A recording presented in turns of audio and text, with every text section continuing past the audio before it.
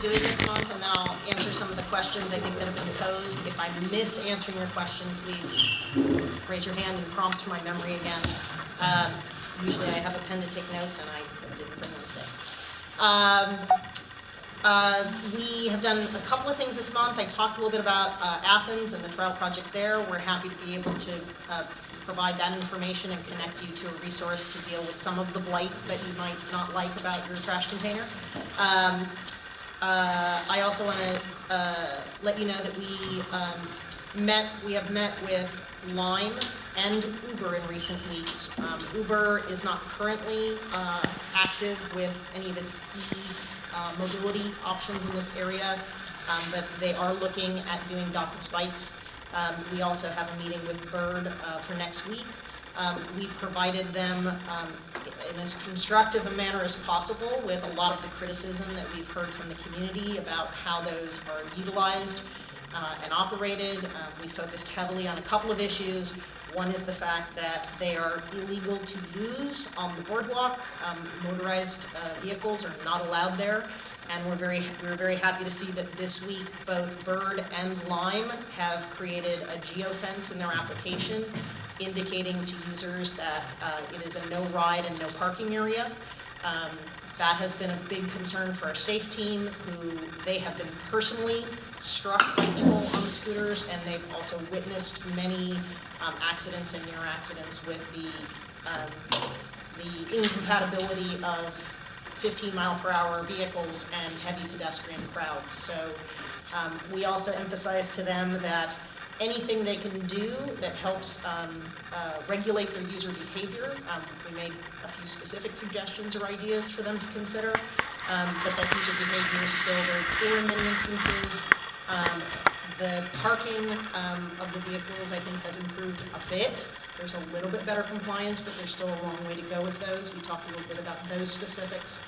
I would say in general the companies are fairly receptive to most input. They certainly do have some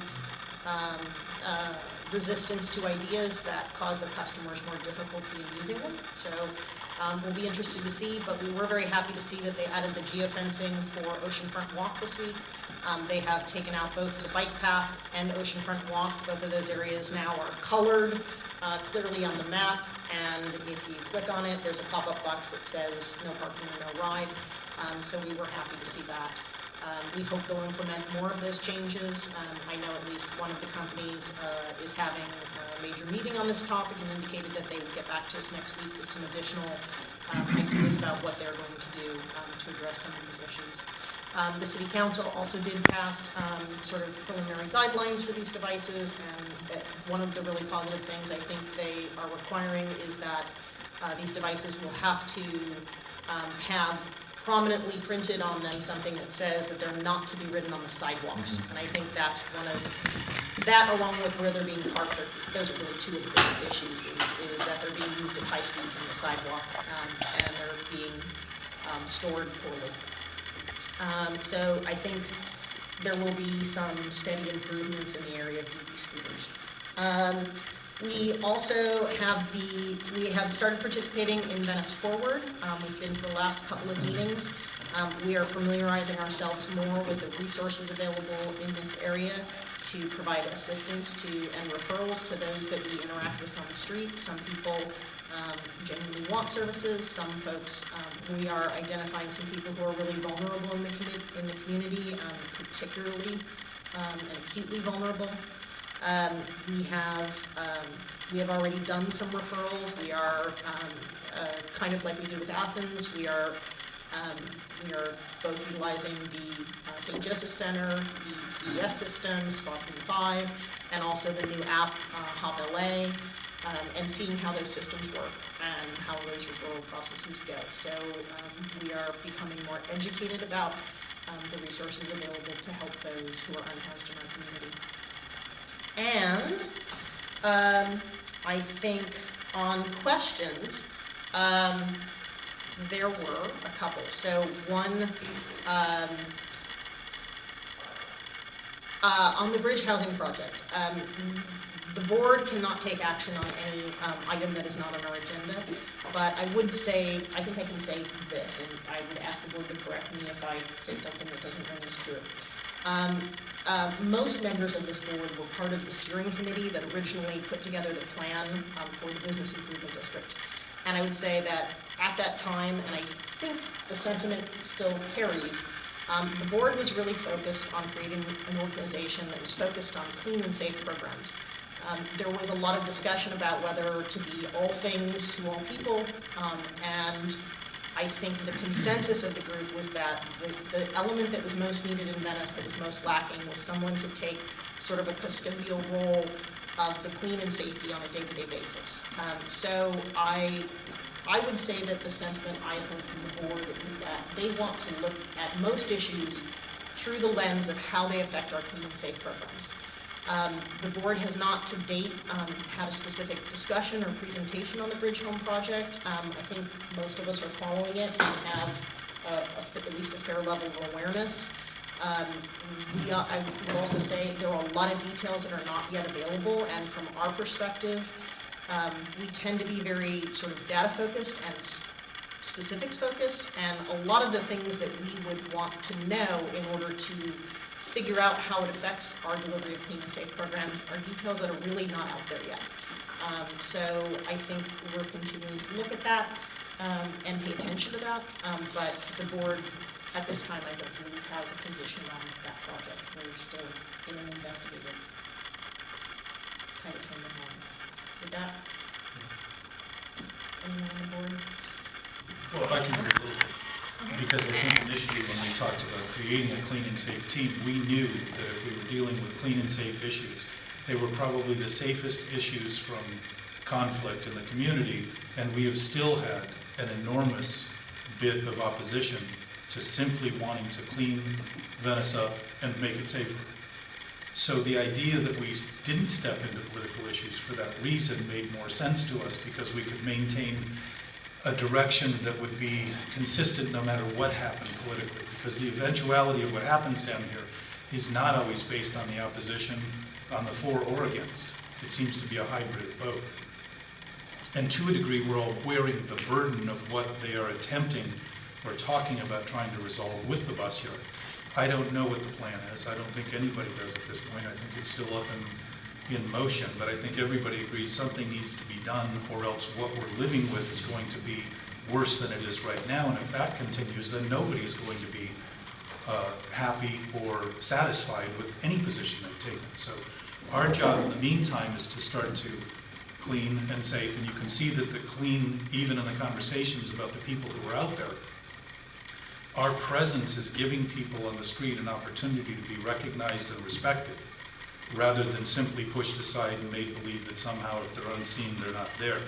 And those relationships are building, and it allows people to be more approachable and to potentially recognize they need help if they do need help. And I think that's the ultimate goal. I would rather our neutrality be our guiding force than take political positions that could then put us in opposition with the same people that we're trying to serve, and be able to just continue to do the clean and safe work as a baseline, as a starting point, and figure the rest of this stuff out and let it develop as it develops, rather than try to get too far ahead of it and find ourselves against one another for some reason or another. It has been my history in Venice that what has kept us back is fighting. And we have a brain trust of people in this community that are more than able to look at this sensibly, intelligently, and constructively. And it always tends to get drowned out with hysteria and a manic approach. And I'm not suggesting that that's what's going on at any of the immediate surrounding properties. But I've seen it happen too long, and it seems to me that when it stops, most of the people in the opposing forces have a very, very common bond between them in wanting to see something happen that's actually productive and has a long-term sustainable solution, not just a quick fix that everybody can go back and close their door and say, I'm happy because I'm home, and there's other people suffering nearby. And we're at the epicenter of it on the west side. This is a place where this kind of thinking, I think, should be bred, and what we're facing should be the laboratory for solutions for the entire city. And I really believe we can stand up to that. I don't think as a group, though, we should be in the middle of it, of any kind of fight. My feeling is that Our job is to do the work rather than be in any fight in opposition to anybody, so that we can begin to actually heal a little bit and come together and see that what we've been fighting over is pretty much the same problem that we all want to see solved. I don't know anybody who's against resolving the problems that we have. So, I would just add that, as an organization with so many people on the ground every day, that we are in a unique position to understand the facts, to gather the facts, and to present the facts, once we have them or when we have them. And right now, I would say there are too many unknowns, for us to want to take a specific position on this project as a group. And that may change in the future, but we are at a point now, I think, where this organization wouldn't feel that that's appropriate. the other point too is that regardless of what the bid does as a group, all of the members of the bids are citizens of this community, and each one of us can take positions on anything we want, independent of the bid. It doesn't undermine any of our ability to speak up and start to actually interact, and everybody's got varying degrees of thought about this. As a matter of fact, everybody's got huge varying degrees of thought about this. And I think that's encouraging, so I don't think any of us are undermined by the fact that as an organization we stick to what our primary purpose is and not try to go in that other direction and make believe that somehow collectively we're going to do better than we can do individually as a collective. So that would be my period.